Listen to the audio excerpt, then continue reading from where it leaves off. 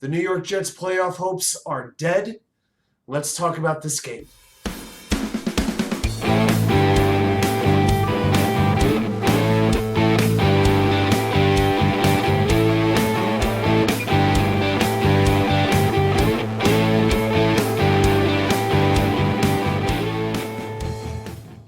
Well, welcome back to New York Sports WickerMedia. I'm WattsUK99. Thank you, as always, for taking the time to watch these videos. If you enjoy what you're watching, please hit the like button. If you're new, please subscribe. I appreciate all your support and all the time that you take to watch these videos. We're going to talk about the Jets game, but I want to lead into the Jets game by telling you a personal story very quickly. Please allow me to beg your indulgence for this one moment. So I am helping to start a new church in the Norfolk, Virginia area, okay? And part of it, the church launches in a couple weeks on January 22nd, 21 days from this recording. And to get ready for that, they want to do 21 days of prayer and fasting. Now, I'm not about to fast from eating solid food for personal reasons, medical reasons. I'm not going to do that. So I was thinking about a fast I could do. And I thought to myself, well, I guess I could abstain from alcohol for 21 days. That shouldn't be too much of a problem. And so I was planning to not do that. Until I sat down and watched this Jets game today with the rest of the Virginia Jets fans and AJ Gators. And all I could say is this.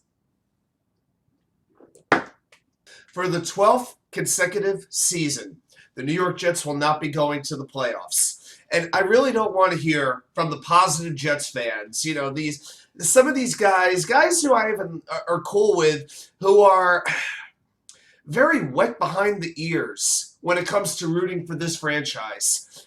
And they'll say, well, look, 7 wins, it's a big step up from last year. We've had 6 wins the last 2 years combined. It's the best season the Jets have had in years. Look at all the young talent. I don't want to hear it today. I don't want to hear it. When you are 7-4 and in prime position to get that elusive playoff spot, and then you drop 5 games in a row, you choked. This team choked. A young coaching staff, young players have not figured out how to win. And this was a concern going into this season. We knew they were going to be playing a lot of close, competitive, tight games. Okay? They haven't really been blown out a whole lot this year. I mean, maybe the 2 most lopsided games we've seen this year have been the last 2 weeks. Okay? But they fought Minnesota, they fought Buffalo, they fought Detroit. I can live with those types of losses. I can live with that. But to come out in this game today when you had been given second life after embarrassing yourself and showing your collective ass on national TV against Jacksonville, everything had gone their way. The Patriots lost. The Raiders had lost. The Dolphins had lost. They were in the driver's seat. And even though the Patriots had beaten the Dolphins, there was still a pretty good chance Buffalo would beat New England next week because Buffalo was going to have something to play for next Sunday. Okay? The Jets really had destiny in their hands. It was going to take winning these 2 games against the Seattle team, who they are very comparable to, and then against the Miami team, who in the second half of this game against New England looked lost. They looked completely out of sync and completely out of whack. And for them to come out in this game today at Lumen Field as lifeless, as listless, and as unprepared as they did, I am right now as down on this whole coaching staff as I have been since they came in. And it's not just Mike LaFleur. It's not just Jeff Ulbrich. This is on Robert Saleh. Because he has a way of saying everything feels like a championship opportunity. You know, every game is a championship opportunity. And he talks about, what the focus has to be and what a great opportunity is. And he didn't even have confidence in his pregame speeches all week long. He was talking about we don't want to think about the playoffs. We just got to get it right for Seattle. He sounded timid. Where's the guy with the big balls who said, I have a feeling we're going to see Buffalo this year. We can see them this year. I don't think he believed in this team. I don't think he believed in himself. And the play of his players reflected that completely. Just look at what happened. First play of the game, Kenneth Walker runs 60 yards. You got LaMarcus Joyner trying to run with him like he's Ratso Rizzo with Midnight Cowboy, like his leg's been shot up. It was absolutely ridiculous. 2 plays later, Seattle's in the end zone. Right away, it's a 7-0 lead. This great defense allows first play. Great preparation, coach. Great job. But then the Jets got the ball back. It's like, okay, they allowed the touchdown, but Mike White's back in the game. The White Knight, he's riding back in. Let's see what he can do. And, you know, he threw a great pass to Ty Conklin for a 17-yard gain. Next play, Ty Johnson, who was starting at running back, he gets 22 yards. And things are looking pretty good. But then first down gets 3 yards. Second down goes nowhere. On 3rd and 7, I don't know. Number one, I don't know what White was thinking at this point. But Denzel Mims is the option going down the field, and he's double covered, and that's who you threw to? Denzel Mims can barely make a catch in single coverage. Denzel Mims can barely make a catch out of the jugs machine. And Mike White just throws this ridiculous pick, and right then and there, you had a sick feeling that the Jets were going to get their doors blown off in this game. And even though they did come back to kick field goals, you know what? At one point, the Jets had 5 drives in a Seattle territory. You know how many points they came away with? 6. 6 points on 5 drives that got to opposing territory. You know, when Mike White was the starting quarterback and the Jets faced Minnesota, the drives were dying in the red zone. Now they were dying around midfield.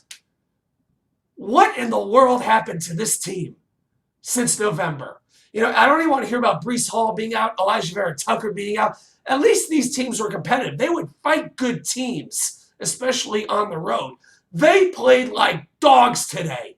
They played like garbage against the Seattle Seahawks team that had also come in losing 5 of 6 games. And they make the Seahawks look like, you know, the Legion of Boom days. I mean, the way that defense was playing, you know, I thought Cam Chancellor and Earl Thomas were playing safety again. Tight ends I'd never heard of. They had tight ends coming out of the stands, making catches. Tyler Mabry. Who the hell is Tyler Mabry? Who is that? What a joke. You let this team beat you, not just beat you, but embarrass you for 60 straight minutes. Let's talk about the 3 key plays you may not recall that affected the outcome of this game. Then we're going to talk just a little bit more about it. All right, the first play I'm going to talk about that affected the outcome is in the first quarter, 1:27 to go. All these plays are in the first half because you know what? They should be. Because by the second half, this game was finished. Jets are down 10-3. Seattle has a 3rd and 3 on their own 32. After a terrible start by the defense, they're starting to play a little bit tougher. They're stopping the run a whole lot better, and they're getting a little bit of pressure on Geno Smith. Brycehuff, the great Brycehuff, who me and a lot of people have been, you know, saying should be getting a new contract, like he should take Carl Lawson's spot on this team, jumps off sides. He jumps off sides, giving Seattle a new lease on life. This is when the Jets were down 10-3, and they were going to get the ball back. Seattle was probably going to have to punt if the Jets could have stopped the 3rd and 3. Instead, Seattle just resumes their drive, and it ends with the Tyler Mabry touchdown. It's probably the only thing he's ever going to do his entire NFL career, Tyler Mabry. Second play that we're going to talk about is on the very next possession when the Jets have the ball. They're down 17-3 at this point.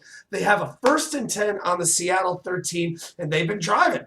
9:56 to go in the second quarter. Garrett Wilson has just converted. He made an 8-yard catch to get that first down in the red zone, and congratulations to Garrett Wilson on getting his 1,000 yards. It's nice. Great player. Very happy to have him, but a lot more is needed. And duanebrown does what he does best. He takes a stupid penalty at the worst time. First and 10 becomes first and 15, and you knew right at that moment there was no chance the Jets were going to get in the end zone.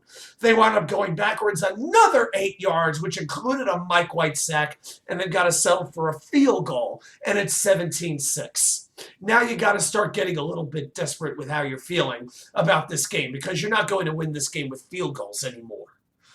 And then the third play I'm going to talk about, this is the first time I've done this, and all the times I have done this segment, pretty much for almost for every game all year long, I have never included a punt as being one of the pivotal plays, but in this case it is. 59 seconds left, Seattle punts. Michael Dixon, who we talked about on the game preview, has the 4th best punting average in the league. He punts the ball all the way down to the 1-yard line. And the Jets have to start from their own 1 to try to get a scoring play in before halftime. And that turned out to really hurt them, because even though the Jets moved the ball down the field a little bit, they had to be very conservative and very cautious. You know, they didn't have an opportunity to really take advantage of it. They had to throw these quick passes just to try to move the ball a little bit at a time, okay? And here's the thing. They didn't even get a chance to kick a field goal, and Gregzuerlein has a very strong leg. It hasn't been an accurate leg as of the last couple of weeks, but it's a strong leg.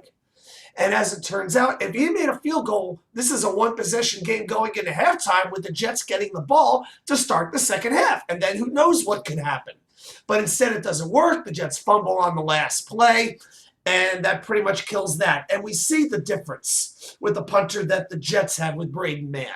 An erratic punter, and that's being kind about it. You know, one thing that Bradenmann can kick a great punt once in a while, but then again, he has a 30-yard clunker like he did today. I still believe the ball was tipped, despite what the clown NFL scorers may have said. So those are the 3 key plays from this game that I wanted to mention that affected the outcome of this game.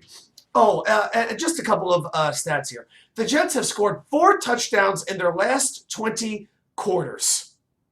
4 touchdowns in 20 quarters. They had 37 yards of offense in the third quarter. You know what? I had a little bit of optimism going into the third quarter. Not a lot, but I said, you know what? If they get a great drive to start off here, this could really make a difference. And it didn't turn out that way. It ended with a missed Gregzuerlein field goal. It was like a banana kick. It was like a twisting kick.